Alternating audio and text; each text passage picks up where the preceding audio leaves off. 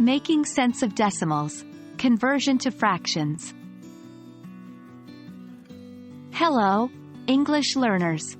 Today, we're going to demystify a topic that might seem a bit challenging at first: converting decimals to fractions. By the end of this video, you'll be able to turn any decimal into a fraction with ease.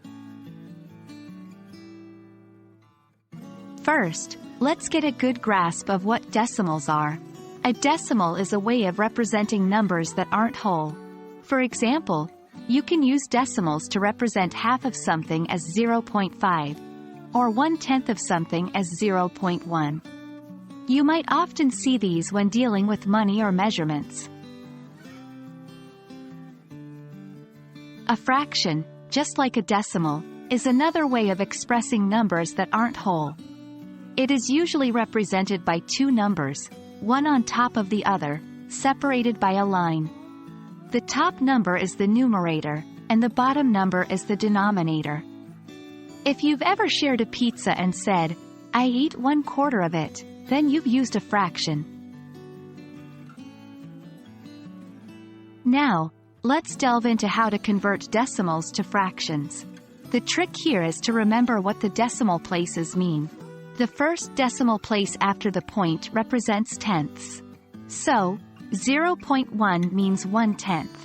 The second decimal place represents hundredths. 0.01 is 1/100th. The third decimal place represents thousandths, and so on.